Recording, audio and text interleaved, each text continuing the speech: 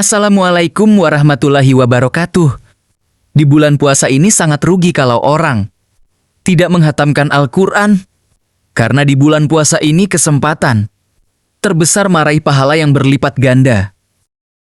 Tonton nasihat Ustadz Abdul Somad ini. Assalamualaikum warahmatullahi wabarakatuh. Waalaikumsalam warahmatullahi wabarakatuh. Alhamdulillah, Allahumma salli ala Sayyidina Muhammad ibni Abdillah wa ala alihi wa sahbihi wa man tabi'ahu wa mawala.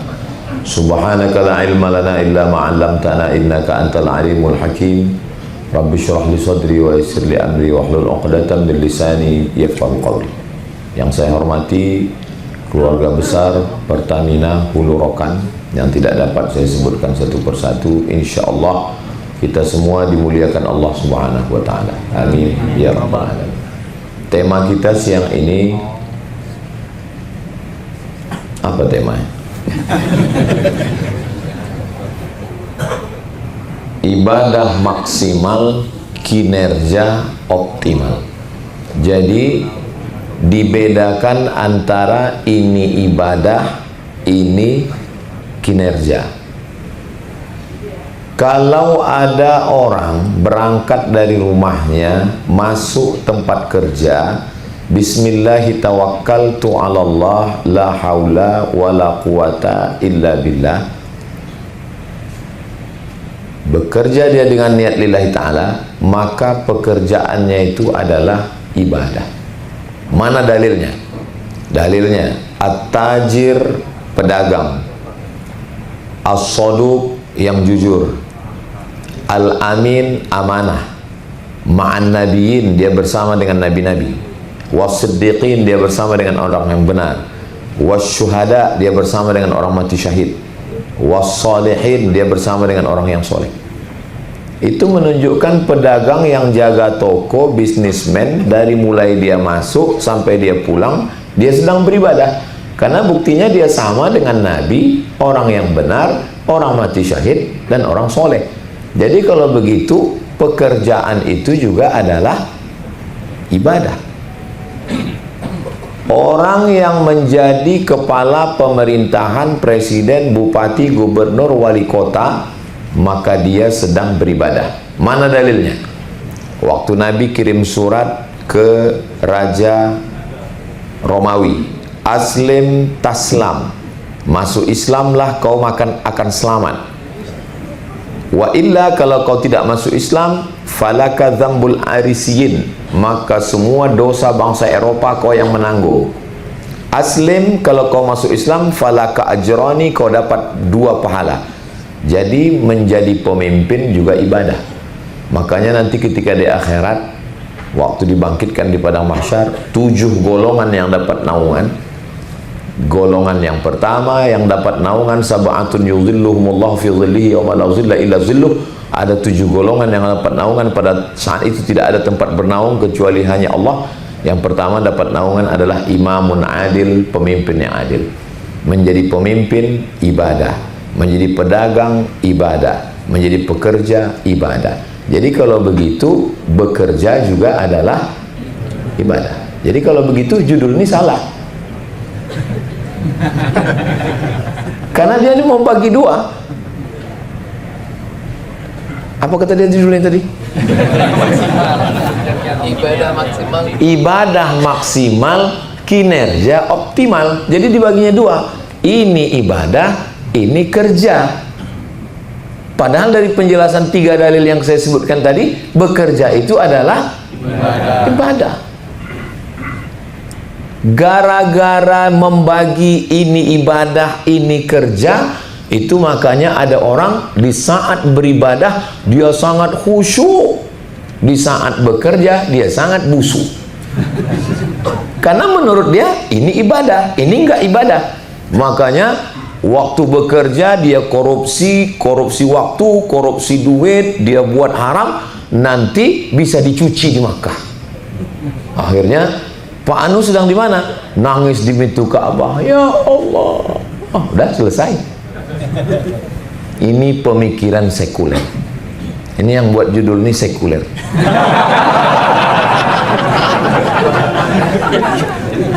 Sekuler itu artinya membagi dua, bahwa ini dunia, ini akhirat, ini kerja, ini bukan ibadah. Bahwa sedangkan dalam Islam ini semua ibadah. Makan ibadah. Loh, makan kok bisa jadi ibadah? Ketika kau sebut nama Allah, maka makanmu menjadi ibadah. Mana dalilnya? Allahumma barik lana fima razaqtana wa qina azabannar. Yang makan membaca doa, makannya ibadah. Tidur beribadah. Mana dalilnya? Bismika Allahumma ahya wa amut. Tidurmu menjadi ibadah. Perempuan yang mengandung anak, kalau dia mati, matinya mati syahid, maka mengandung adalah ibadah. Makanya jangan ejek orang yang mengandung. Kau tahun lalu mengandung, tahun ini mengandung. Bilang sama dia, ibadah, bilang. Man tazawwaja, siapa yang menikah, faqad istakmala nisfal iman. Siapa yang menikah, maka dia sudah menyempurnakan setengah iman. Maka menikah adalah ibadah. Tapi pahami ini dengan baik. Soalnya ada laki-laki menikah dia diam-diam. Pas ditanya sama istrinya, kok kau menikah diam-diam? Menikah itu ibadah, mah. Jadi yang mau saya sampaikan adalah jangan bagi ini ibadah, ini tidak ibadah. Detak jantung kita ibadah, hembusan napas ibadah, langkah kaki ibadah, kedipan mata ibadah, di kantor ini beribadah, pulang ke rumah mengurus anak istri pun beribadah, perempuan yang bekerja di kantor ini beribadah, dan kalau dia pulang mengurus suaminya juga ibadah. Sampai kapan kita berhenti ibadah? Sampai hembusan terakhir malaikat mencabut nyawa, barulah berhenti kita beribadah. Begitu pemahaman. Kenapa? Ustaz ngomong gini, dalilnya mana? Wa ma khalaqatul jinna wal insa illa liya'budun. Kuciptakan manusia itu untuk beribadah. Enggak ada untuk lain. Kuciptakan handphone ini hanya untuk dipakai ngomong. Berarti kalau dipakai handphone ini untuk yang lain, sudah keluar dari SOP, standar operasional, SOM, standar operasional mikrofon. Jadi kalau ada orang yang membagi-bagi, waktu di kantor bukan ibadah, waktu di masjid ibadah, waktu di rumah bukan ibadah, waktu di Masjidil Haram ibadah, waktu di Indonesia bukan ibadah, waktu di tanah suci ibadah. Itu bukan ajaran Islam. Ajaran Islam dimanapun kita beribadah. Di dalam toilet ibadah. Mana dalilnya dalam toilet itu ibadah? Allahumma inni a'udzubika minal khubuthi wal khaba'is. Maka tapi jangan gara-gara ini lalu di toilet lama, rupanya meriksa handphone. Saya cuman mau menjelaskan bahwa hidup kita ini hakikatnya adalah ibadah. Hanya saja ada namanya ibadah mahdhah, pure ibadah. Ada perbuatan, aktivitas sehari-hari bernilai ibadah. Mungkin yang dimaksud panitia yang menulis ini, jangan gara-gara ini dia tobat disuruh menulis lagi. Aku nggak usah kalian suruh lagi, disalahkan Ustaz Somad kemarin. Cukuplah itu yang pertama dan terakhir. Yang dia maksud adalah ada yang ibadah pure, original, murni, istilahnya mahdhah. Salat, puasa, zikir, baca Quran, itu namanya ibadah mahdhah. Ada namanya aktivitas sehari-hari yang kelihatannya bukan ibadah, tapi dia bernilai ibadah. Saya nggak mau juga ceramah ini dipahami salah, lalu nanti ketika orang masuk kantor buat laporan, sibuk depan komputer, pas suara azan berkumandang, diajak dia, yuk sholat ya bro. Ini juga ibadah. Kata siapa? Kata Ustaz Somad. Sesat dia itu katanya. Bagaimana menyeimbangkan antara ibadah yang pure, yang murni, yang original, yang mahdhah dengan aktivitas tadi seimbang. Karena banyak orang sekarang sibuk berangkat pagi, pulang petang, peras keringat, banting tulang, tunggang langgang, lintang pukang. Kepala jadi kaki, kaki jadi kepala, berangkat sebelum subuh, takut macet. Sampai di kantor, subuh melayang. Siang dikejar-kejar, bos atasan, zuhur hilang. Asar meeting, hilang. Berangkat sore pulang mau ke rumah, maghrib hilang, sampai di rumah capek tertidur, isya pun hilang, nggak sholat. Begitulah terjadi sepekan, sebulan, setahun, sampai akhirnya barulah ketemu sama keluarga, ketemu anak, ketemu istri di ruang ICU.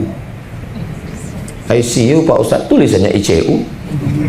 Apa? Kenapa disebut ruang itu disebut ICU? Karena mata udah terpejam. Kata istrinya, I see you, you don't see me. Jadi, bagaimana? Memang mantap judul siang ini. Nah, begitu cara mengobati hati yang udah terluka. Apa kata dia? 3 kali udah aku tengok ya. Bagaimana supaya ibadahnya maksimal dan kinerjanya juga optimal. Masuk kantor on time, tepat waktu. Tapi khataman Qur'annya juga dapat. Ini sudah hari keberapa ini? Cara melihat ini hari keberapa, kalau mau tahu, nanti habis ini saya nggak mau mempermalukan orang.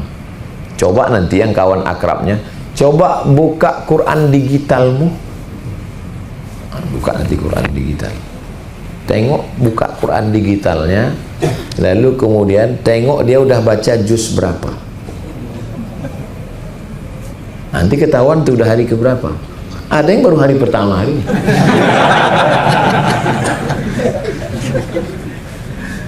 Oh nggak bisa Pak Ustadz, kerja ini ada yang modelnya pelayanan. Pelayanan itu dia nggak boleh baca Quran, karena dia mesti standby nunggu orang. Nggak bisa dia baca Quran lalu orang disuruhnya ngantri panjang. Membaca Quran sunnah, melayani orang banyak, digaji perusahaan, uang negara, uang pajak, uang tambang, maka bekerja itu wajib.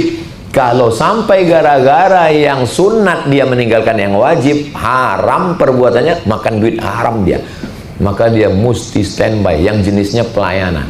Gak bisa dia menyia-nyiakan orang banyak. Tapi ada jenis pekerjaan yang bukan pelayanan, artinya nggak perlu dia standby. Pekerjaan ini kalau bisa kau lakukan 2 jam selesai, maka pekerjaanmu yang 8 jam, yang 6 jam kau bebas mau apa aja. Selesaikan 2 jam, lebih cepat, lebih baik. Begitu selesai, ada waktu yang kosong, baca Quran.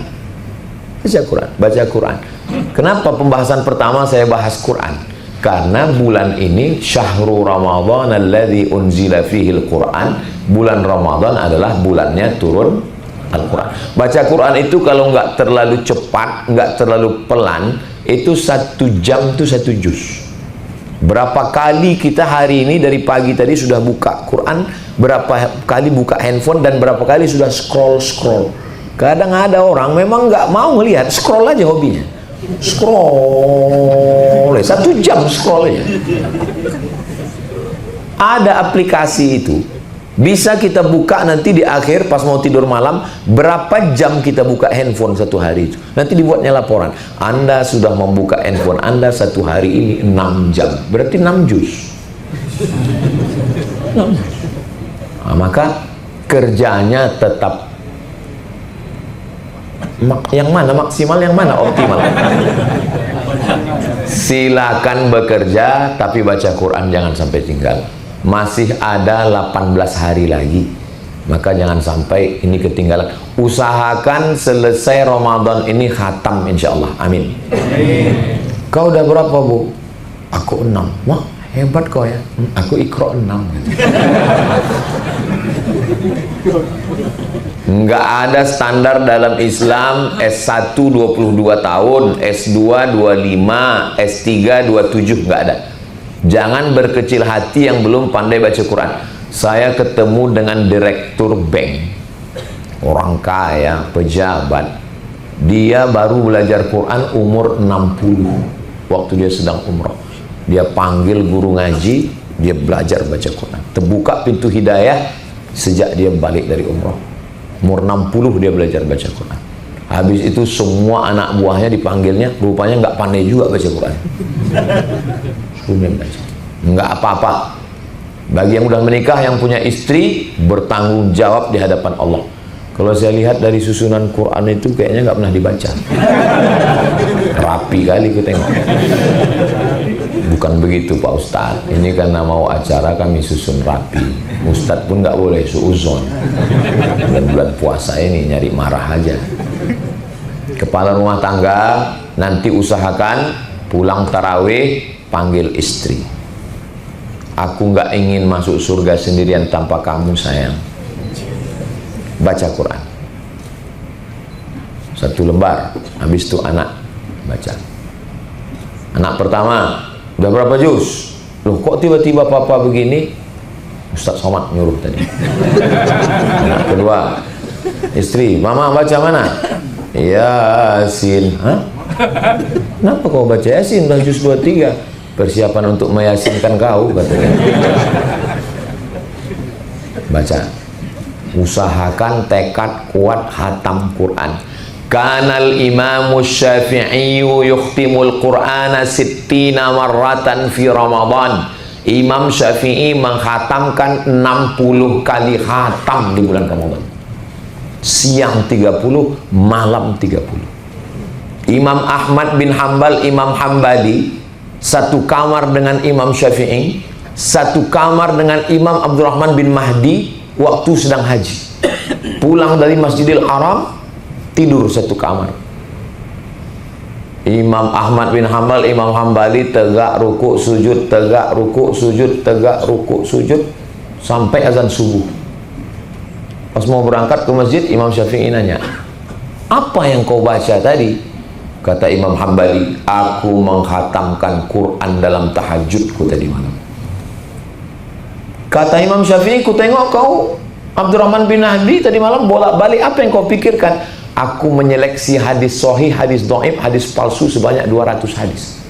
Habis itu mereka dua balik bertanya ke Syafi'i, berarti kau nggak tidur juga tadi malam? Iya.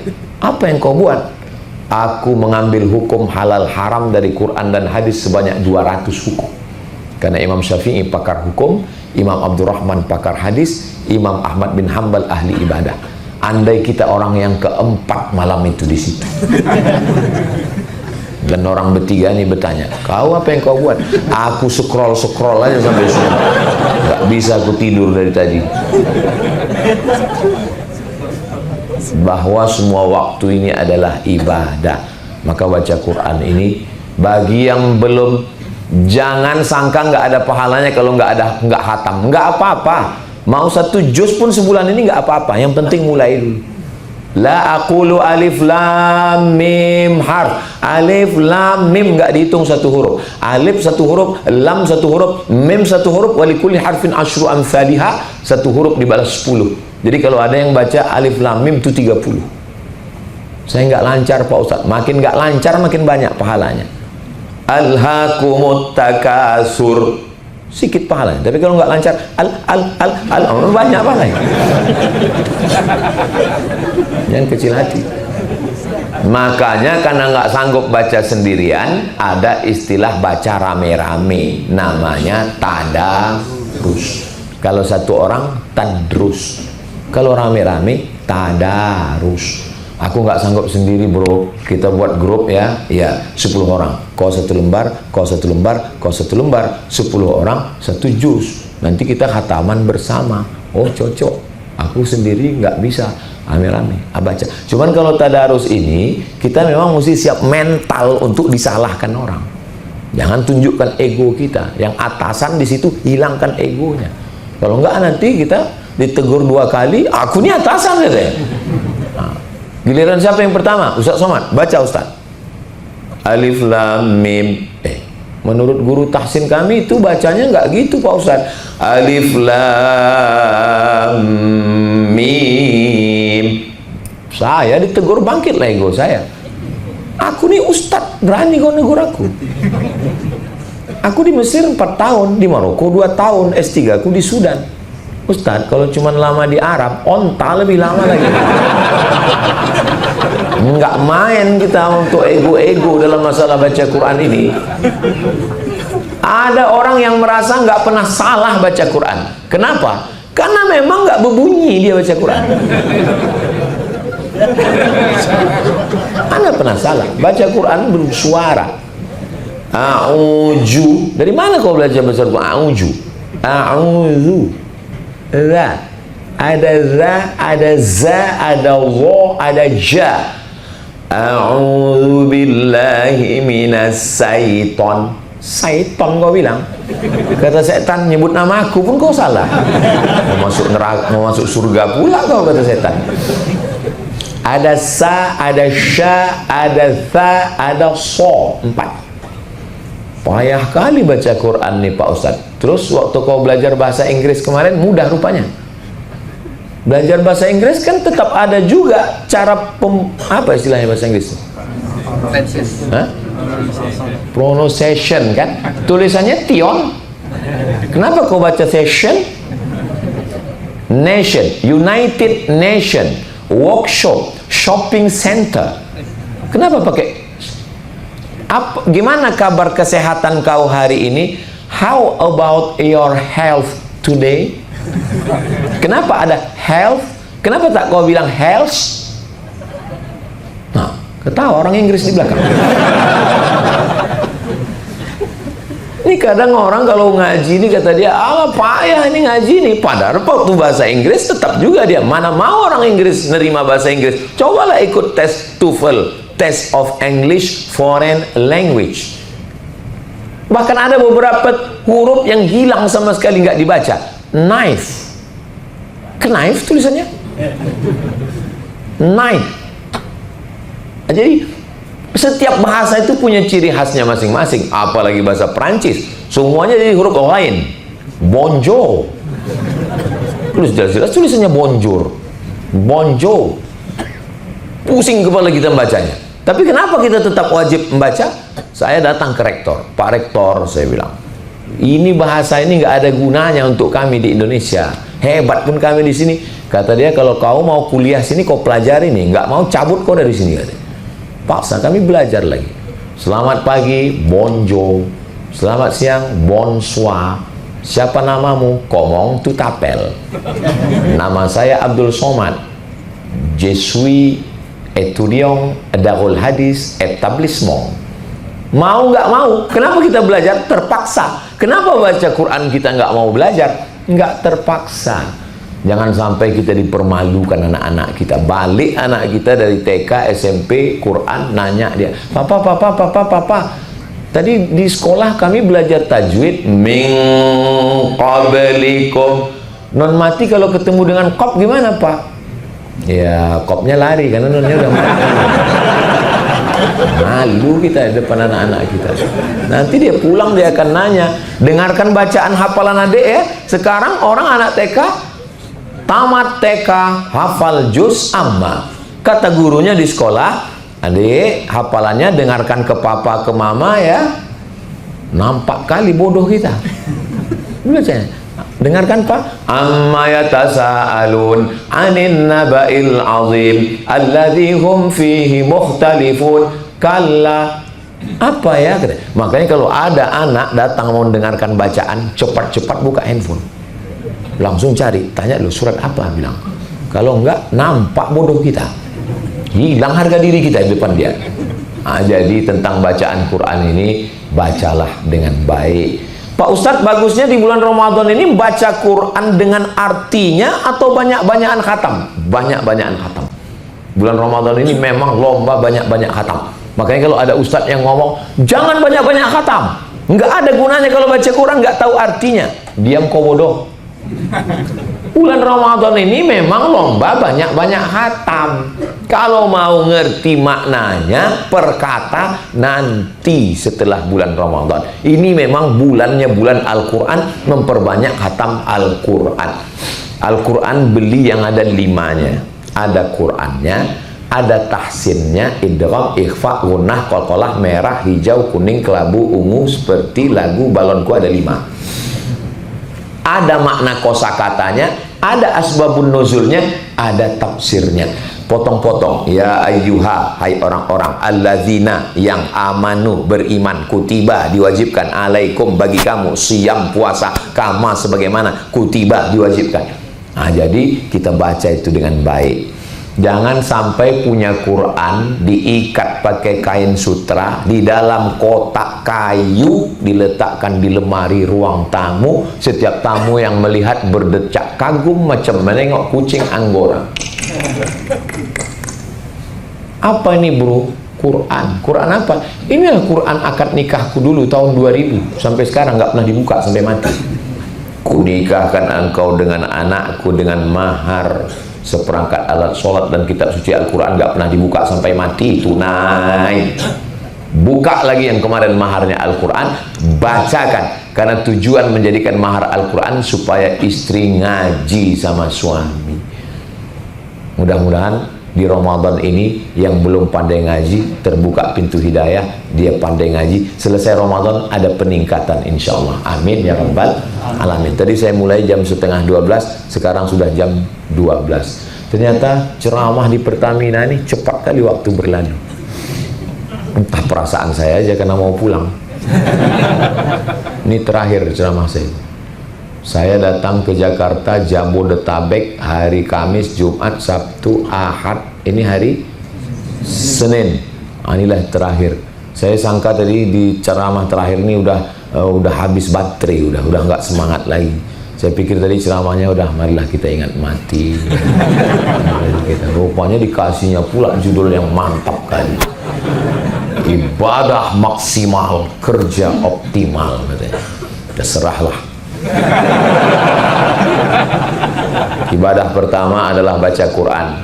Jangan sampai karena mau ngejar baca Quran lalu kerjanya kerja tetap tepat waktu, on time, semangat. Kenapa? Karena kerja juga adalah ibadah. Tapi jangan karena kerja adalah ibadah lalu nggak baca Quran. Dua-duanya dapat. Ibadah yang kedua adalah ibadah qiyamul lail malam. Usahakan maghrib berjamaah. Habis maghrib berjamaah pulang ke rumah makan. Buka puasa itu nggak usah banyak-banyak. Kurma 1, 3. Banyak sekarang orang sudah habis makan kurma itu udah nggak selera lagi. Aku nggak selera lagi makan nasi. Kenapa? Udah 3 tadi. Rupanya 3 kotak. 3 biji. Allahumma laka sumtu wa bika amantu ala rizqa aftartu bi rahmatika ya arhamar rahimin. Selesai. Habis itu sholat maghrib. Habis itu sholat maghrib. Usahakan sholat maghrib di masjid berjamaah. Habis itu balik ke rumah makan berat. Habis itu sholat isya. Habis sholat isya sholat tarawih. Habis sholat tarawih sholat witir. Habis sholat witir pulang ke rumah. Kalau ada tadarus itu tadarus. Kalau enggak pulang ke rumah tidur. Jangan lewat tidur dari jam 10. Paling jam 11. Jam 10. 11, 12, 1, 2, 3. Cukup 5 jam tidur. Karena kalau lambat tidur malam nggak optimal kerja, pasti ngantuk berat. Katanya Pak Ustadz, setan udah nggak menggoda lagi karena diikat. Memang kau lah udah jadi setan. Nah, jadi makanya cepat tidur malam supaya, karena nggak bisa tidur malam itu digantikan dengan tidur siang. Tidur yang paling berkualitas habis isya itu. Tapi saya nggak biasa tidur malam Pak Ustadz, biasanya nonton bola begini. Makanya habis tarawih itu pulang makan antimo. Bagi yang susah tidur malam, udah 10 malam ini, udah 12 malam payah tidur. Coba resep ini insya Allah. Tapi setengah aja, jangan sepapan. Sepapan kau makan, bangunnya malam takbiran. Untung kalau bangun malam takbiran. Kalau bangun tiba-tiba terdengar marabbuka, baru tahu. Nah, kenapa saya suruh cepat tidur malam? Supaya mudah bangunnya jam 3, setengah 4. Lalu kemudian sholat lagi, sholat sunat wudu, sholat sunat taubat, sholat sunat hajat, sholat sunat tahajud. Apakah urutannya mesti seperti ini? Enggak, terserah. Tapi yang wudu itu iya, setelah sholat sunat wudu, sholat sunat taubat, sholat sunat tahajud, sholat sunat hajat. Jangan witir lagi, karena sudah sholat witir. Karena kata Nabi, ibadah yang utama di Ramadan ini namanya ibadah qiyam. Qiyam itu artinya berdiri di waktu malam, artinya nggak tidur. Tapi karena kita kerja, Ada orang yang tahajud dari mulai isya sampai subuh tahajud, tapi siangnya dia tidur. Pegawai Pertamina Hulu Rokan nggak bisa. Makanya ya dapat 2 rakaat jadilah. Tapi jangan dipotong video ini. Ada sekarang ada orang hobinya motong video. Kemarin saya tonton di TikTok, dipotongnya video saya 3 detik. Kalau memang Allah itu Maha Penyayang, untuk apa Allah menciptakan neraka? Untuk kau lah, katanya. Pasti yang bagian itu dipotongnya. Saya takut ya dipotongnya. Yang saya bilang 2 rakaat pun jadilah. Diambilnya itu. Akhirnya tarawihnya 2 rakaat. Makanya kalau nonton ceramah Ustadz, jangan tonton yang potong-potongan itu. Tonton yang full di Pertamina Hulu Rokan 1 jam di channel Ustadz Abdul Somad Official. Subscribe, like, share, and comment. Ibadah yang kedua adalah qiyamul lail, jangan sampai tinggal. Tarawih 8 rakaat. Tempat kami 20 tambah witir 23, bagus. Menurut mazhab Maliki 36 tambah witir 3, 39. Silakan. Mau pilih 39, bagus. Mau pilih 23, bagus. Mau pilih 8 tambah 3, 11, ya nggak tahu. Mungkin dia ada dalilnya juga. Kami pun beberapa malam ini kami buat karena capek dari keliling sampai di hotel kami tarawih. Tarawih apa namanya nih? Efisiensi. Jangan sampai nggak tarawih sama sekali. Jangan sampai nanti rupanya Ramadan tahun depan kita udah nggak hidup lagi. Rabbana absorna, mata kami sudah menengok azab. Wa sami'na, telinga kami sudah mendengar azab.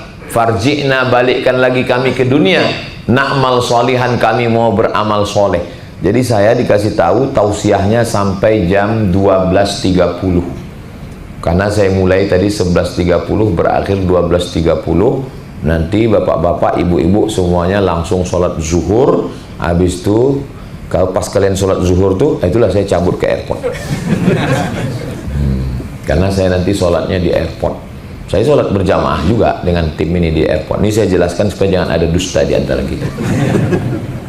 Enggak apa-apa Pak Ustadz, azannya jam 12:07. Terus kami nanti sholatnya jam 12.30 di Masjidil Haram itu. 30 menit dari azan ke sholat. Tapi jangan itu dijadikan alasan untuk menunda-nunda sholat. Kalau nggak ada alasan, begitu azan 2 rakaat, 4 rakaat. Kalau qobliyah zuhur tuh 4 rakaat. Man sholla itsnatai asyarata rakaat, 12 rakaat sehari semalam sholat sunat. 2 rakaat sebelum subuh, 4 rakaat sebelum zuhur, tetap 2 rakaat 1 salam. 2 rakaat setelah maghrib, 2 rakaat setelah isya. Loh, kok kurang ya? 2 rakaat sebelum subuh, 4 rakaat sebelum zuhur, 2 rakaat setelah zuhur, 2 rakaat setelah maghrib, 2 rakaat setelah isya.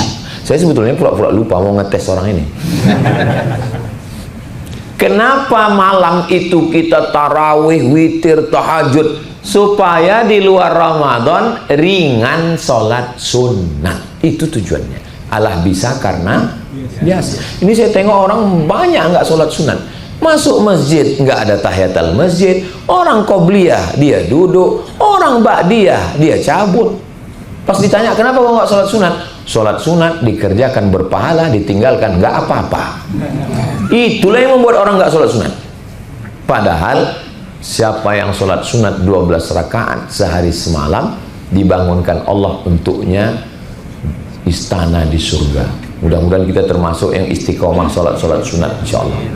Saya yang sampai sekarang masih belum dapat saya jawabannya, kenapalah layar itu ditempel di dinding? Cuman orang mau nengok. Iya kan? Kalau di depan masih masuk akal, kalau di samping beginilah dia nengok. Habis acara ini sakit lehernya. Ustaz Somad ini kritis sekali, judul pun dikritisinya, layar pun dikritisinya. Memang kalau lapar nih kritis kita ternyata. Ibadah maksimal, ibadah baca Quran sudah, ibadah bangun malam sudah, ibadah apa lagi? Ibadah yang ketiga adalah Man fattara sha'iman, siapa yang memberikan buka puasa kepada orang yang makan puasa. Kalau di tempat kita orang mau ngundang buka puasa tuh seriusnya minta ampun. Kalau di Mesir nggak gitu. Ketemu di bis, ditanyanya, Indonesia, are you Indonesian student? Kau anak Indonesia? Kenapa anak? Waktu dulu kami kuliah itu anak Indonesia dicari, karena anak Indonesia itu korban IMF, krisis moneter, fakir miskin.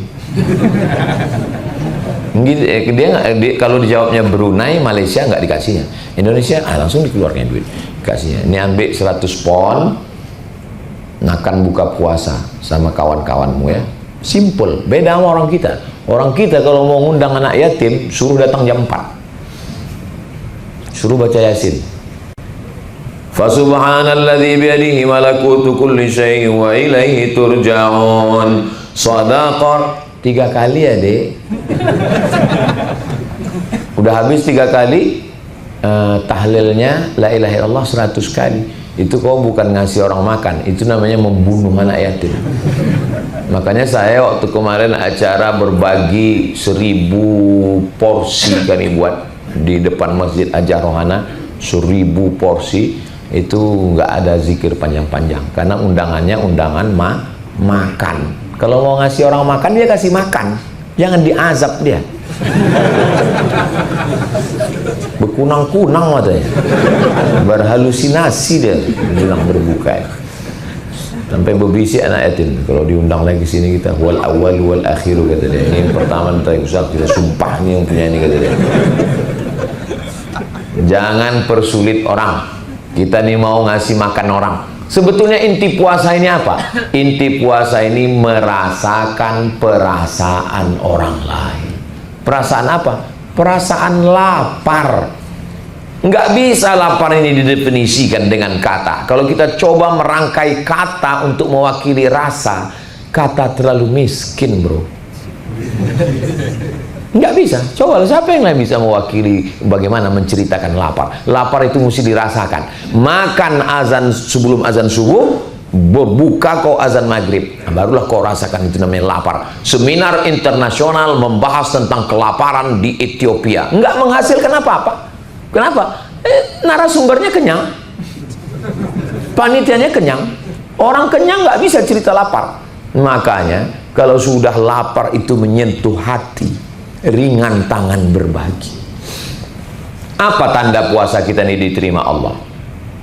Tengok, ibu yang punya suami, lihat kalau dia berubah bersedekahnya, itu berarti sudah menyentuh hati.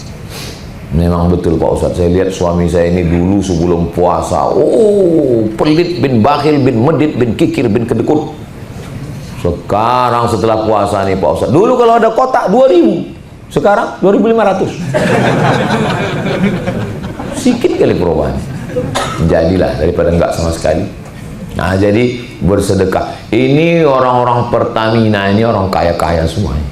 Amin. Ustadz kok tahu? Dulu saya waktu SD, yang paling hebat di kelas saya itu, itulah yang bapaknya kerja Pertamina. Sombongnya minta ampun. Dulu kalau yang sekarang ini baik-baik.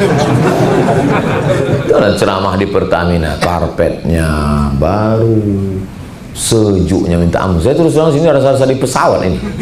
Kok tahu begini berjaket saya tadi. Dingin, adem, ayem. Coba kita ceramah di musola, kipas mati, AC nggak hidup, karpet bau. Tapi di Pertamina nih, makanya orang yang paling tidak bersyukur adalah pegawai Pertamina yang nggak beribadah. Itulah orang yang paling kufur nikmat. Orang kalau nikmat itu ada pada dirinya tiap hari, tiap bulan, tiap tahun, dia udah nggak merasa nikmat lagi. Bagi pegawai Pertamina, kerja di Pertamina ini bagi dia biasa aja. Tapi bagi orang yang ikut tes seleksi pegawai Pertamina udah 10 kali nggak lulus-lulus, menengok seragam Pertamina itu meleleh air liurnya. Bagi ibu, suami ibu itu biasa aja.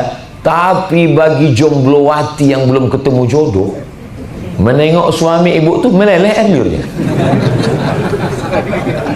Bagi kalian, istri kalian itu biasa aja. Tapi bagi orang yang belum ketemu jodoh, nggak usah kalian teruskan. Nah, jadi memang kadang nikmat ini bagi kita sesuatu yang biasa. Kalau adalah 3 orang mau minang anak gadis, ini 3 orang anak lajang, bujangan mau minang anak gadis. Yang satu S1, S2, S3. Yang satu lagi pegawai negeri golongan 3A. Yang satu lagi pegawai Pertamina. Kira-kira yang mana diterima? Alah, malu pula kalian bilang Pertamina inilah yang diterima. Pasti yang Pertamina diterima. Kenapa? Jelas harga minyak naik sekarang. Apalagi setelah Donald Bebek menghantam Iran ini, naik harga minyak Eropa sekarang. Kenapa? Karena itulah pokoknya nggak bisa masuk kapal itu karena perang. Jadi menjadi pegawai Pertamina ini adalah impian setiap orang. Maka beruntunglah. Mensyukuri nikmat Allah ini dengan apa? Mensyukuri dengan ibadah maksimal, kinerjanya optimal. Kenapa saya semangat ceramah ini sekarang? Saya semangat ceramah ini karena di depan orang yang masih aktif kerja. Kalau di depan orang yang udah berhenti di Pertamina, nggak kayak gini saya ceramah.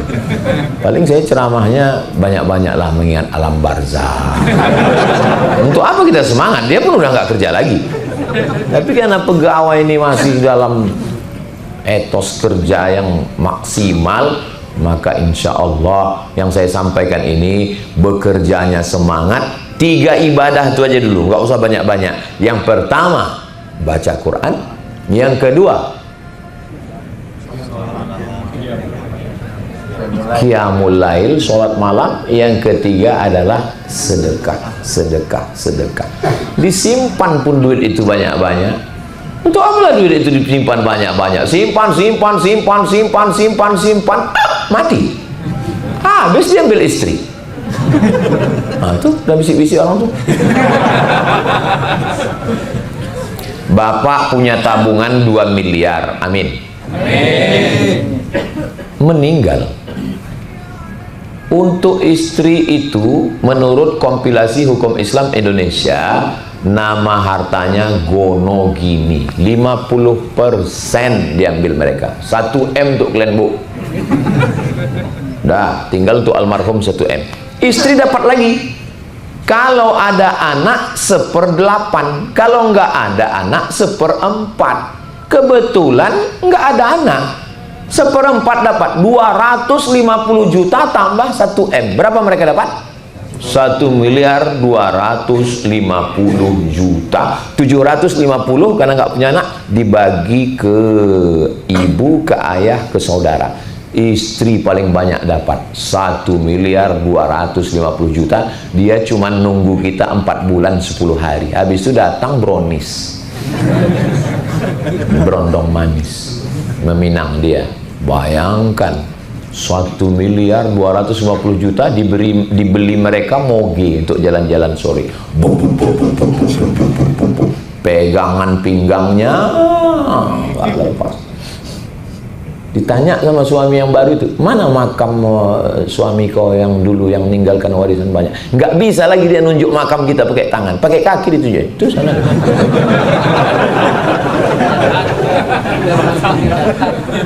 Saya bukan mau merusak kemesraan kalian, bukan. Saya nggak mau juga kalian pulang dari sini lalu ketus aja. Gimana papa? So kau tanya-tanya aku.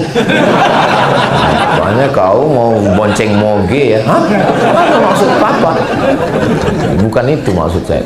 Maksud saya, kita berpikirlah untuk hidup kita. Jangan kata Nabi, kalian ini terlalu banyak ngurus harta orang daripada harta kalian.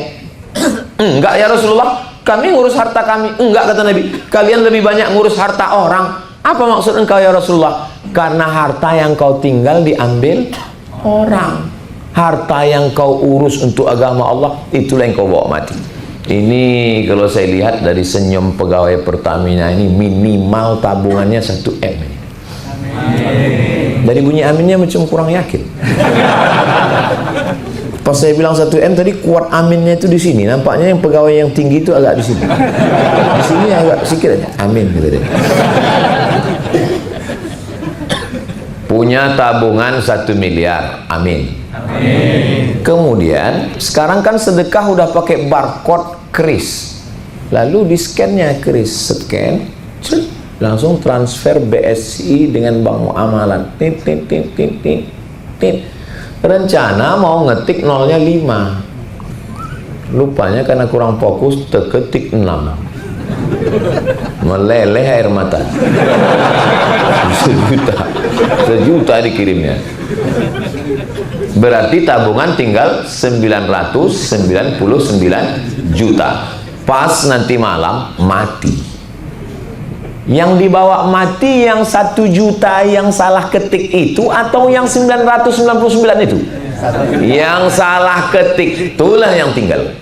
Kalau bolehlah kau menangis minta sama Allah, kenapalah aku nggak salah ketik 70, 10 juta. Dunia ini fata morgana. Istri jelas, mobil jelas, motor jelas, anak jelas, rumah jelas. Sekarang jelas. Alam kubur nggak jelas, sorga nggak jelas, neraka nggak jelas, malaikat nggak jelas. Tapi begitu sedetik nyawa keluar dari badan, yang nggak jelas itu menjadi jelas, yang jelas jadi nggak jelas. Begitu napas berhembus terakhir, kan mati itu selalu disebut menghembuskan napas terakhir, karena udah disembus nggak bisa ditarik lagi.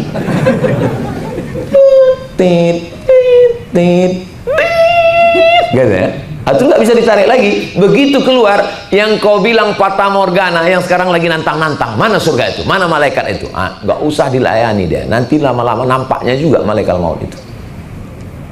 Istri menjadi fata morgana, mobil menjadi milik orang lain, gedung-gedung milik orang lain, rumah besar punya orang, mobil besar punya orang, bini besar diambil orang.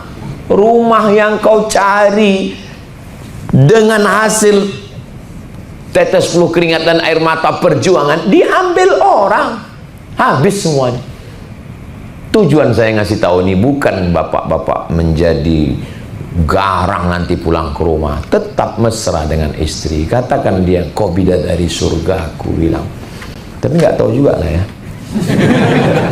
Maksud saya, pikirkan diri kita, apa yang mau kita bawa menghadap Allah. 3 ini aja bekal kita menghadap Allah, insya Allah. Mudah-mudahan istiqomah kita, insya Allah. Amin.